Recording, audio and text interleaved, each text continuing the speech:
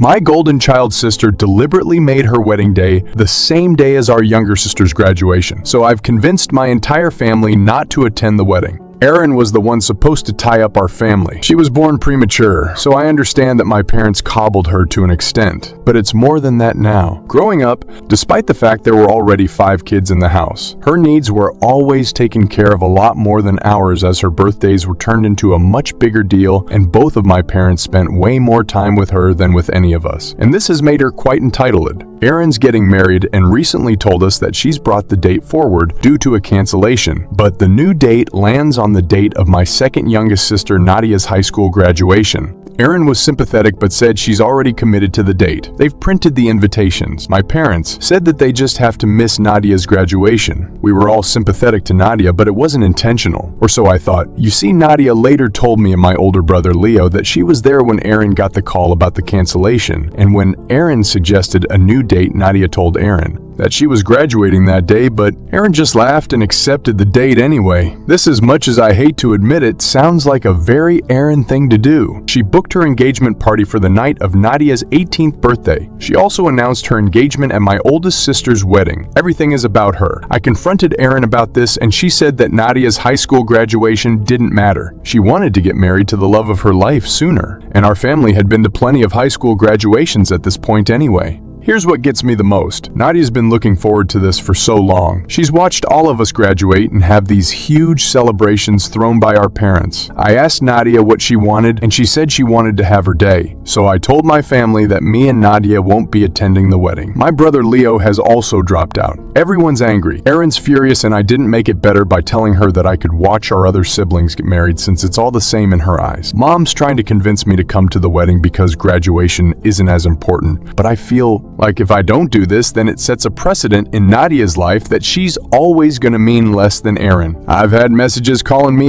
asshole and idiot, etc. They're telling me to step up and be a good brother, but that's what I'm doing. My son is supposed to be the ring bearer, but with how my family is reacting, I'm considering pulling him out of the wedding too. My dad's told Nadia he'll take her to dinner after the wedding. Nadia's currently staying with me because mom won't stop cornering her. Update. It's been 2 days since the wedding, and a lot of stuff has gone down. So last Friday, Leo and I went to speak to our parents and my golden child sister, Erin. I wanted to tell them that I'd be pulling my son from the wedding. Our older siblings ended up turning up as well, so it was us 4 standing up for our younger sister, Nadia. Leo had spoken to them the night before and helped them see things more clearly from Nadia's eyes. Apparently, it didn't sink in with them that Erin chose the date intentionally. There was a lot of yelling. Erin accused me of trying to sabotage her wedding. Our parents tried to convince me to let them take my son to the wedding, but I stood my ground. I felt a lot stronger with my older siblings with me. There's only 2 years between me and Erin after all. Luckily, the oldest, Lydia, was there. Her words carry more weight as the eldest, and she didn't give Erin or my parents room to argue, as she told them that Erin chose the date intentionally, admitted as much in front of me and Leo, and that this was normal behavior for her. Lydia told them that if they continued to favor Erin so blatantly, the rest of us would go no contact. Our dad started yelling, not at us but at Erin, surprisingly. I've never seen him so angry before, and to see it directed at Erin was shocking. Our mom asked us to leave. We didn't hear from anyone on that side until Monday, when Erin's fiancé George asked to meet us at our parents'. He apologized to Nadia. He didn't know that the wedding and graduation overlapped, nor did he know that it was something Erin did on purpose. Our dad was the one to tell him. What followed was a long talk between us, during which we all aired our grievances. I told our parents that we all felt that they valued Erin more, that none of us mattered to them compared to her. Her artwork always went up on the fridge. Ours always went in the drawer.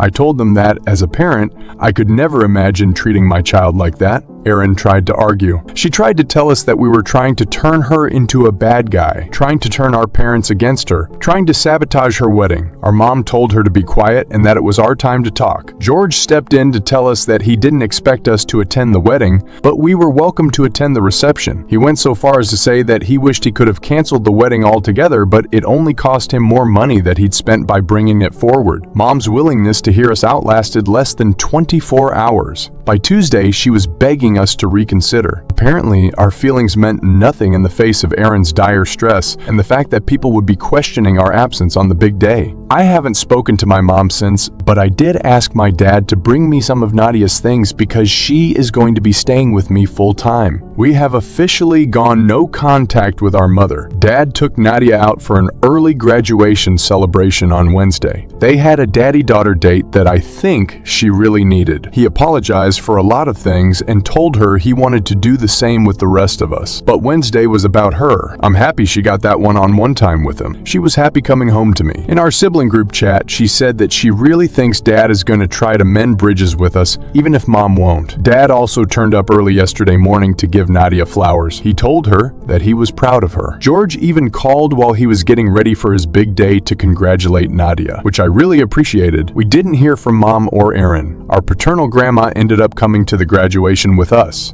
It was a great day. We didn't think about the wedding, didn't think about Aaron. We just had fun together. My son got to wear his aunt's cap and gown and nearly drowned in the fabric. Our grandma tried on the cap too. We took photos and sent them to our dad, who posted them in a Facebook post. He wrote to congratulate both Aaron on her wedding and Nadia on her graduation, and we laughed about how it must have ticked off our newly wedded sister. We went out for dinner, and we as siblings gifted Nadia money for a week away with her best friend. Things are going well right now, but I doubt Aaron will let them stay that way. Update 2. It has been 5 months since all of that happened, and so much stuff has gone down, it's unbelievable. So right after their wedding, my sister Erin and her husband George went on their honeymoon, and their absence sent our mom into a frenzy. She wasn't used to having no one around, someone was always visiting. Mostly Erin, but the rest of us would visit out of obligation and to see our youngest sisters Nadia and Lexi. With Erin on her honeymoon and the rest of us, no contact, Mom had no visitors, and she really didn't like that. Literally,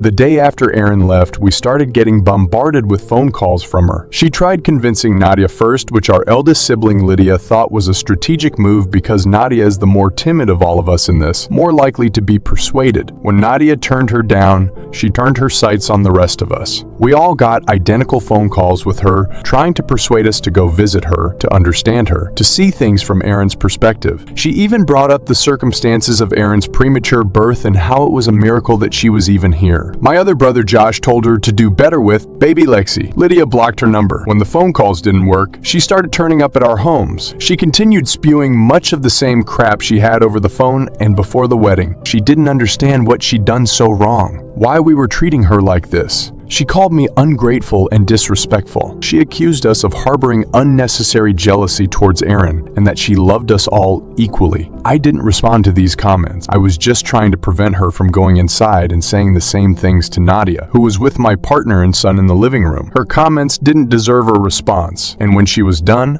I asked her to leave as calmly as I could, but truthfully, I felt a little like crying. Who wouldn't feel crappy with her mom yelling in their face like that, trying to downplay years of pain and calling it unnecessary jealousy? My siblings and I have been let down time and time again by her and our dad ever since Erin was born. They missed out on so many things over the years, both big and small, but we had one thing that they never missed, and we were happy with just that one thing, and that was our high school graduations. But they couldn't give that to Nadia. They missed Josh's college graduation because Erin broke her leg. It was an accident, I get that, but they never made it up to him. They never celebrated this huge achievement afterwards, and he just had to grin and bear it. Erin turned up to my baby shower because Erin didn't want to go and wanted them to get their nails done together instead. But our jealousy is unnecessary. Asking her to leave made her switch tactics though, and she started calling out for my son, trying to coax him to go to her and telling me that she had a right to see her grandson. My partner stepped in then because she was seething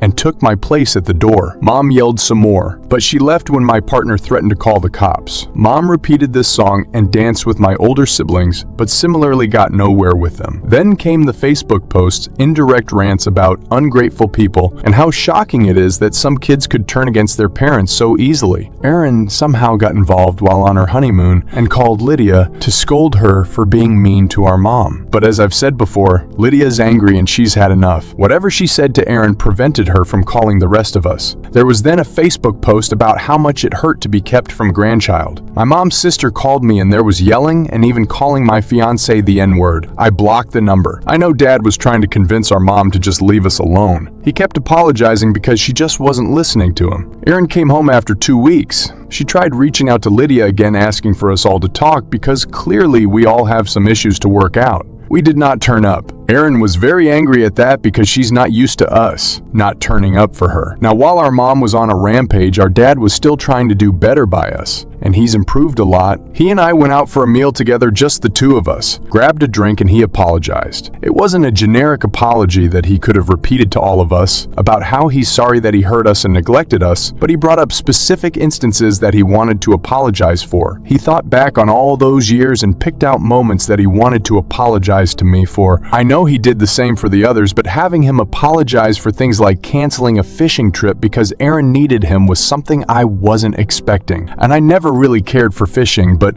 I wanted to go on that trip because I always saw it on television, you know? I'd always see a dad and son fishing together, and I wanted to have that. I wanted Dad to prove that I was a priority to him somewhere deep down. It didn't happen, and I never asked again. But we went fishing a few days later after he apologized. What started as a trip between the two of us soon grew into a family day out when my siblings expressed an interest in going fishing too. My brothers first, then Nadia, and even Lydia, who hates the smell of fish. She brought the youngest, Lexi, and I brought my son. And it was great. It was one of the best days of my life. I suck at fishing, but I'm pretty great at collecting seashells. It was brilliant. Our parents did end up arguing when Dad went home. The argument was mostly because Mom didn't understand why we were still in contact with him and not her. She found it insulting that we were repairing our relationship with him. She was angry that Dad wasn't pushing us to forgive her or why he wasn't stopping us from acting out. She was angry that he didn't extend an invitation to her and Erin for the fishing trip, and she was even angrier when he explained that their presence would make us uncomfortable. Mom started giving us the silent treatment a few months later, and my dad moved out of their house after a month of that. While we were getting the silent treatment, Dad was bearing the brunt of her anger,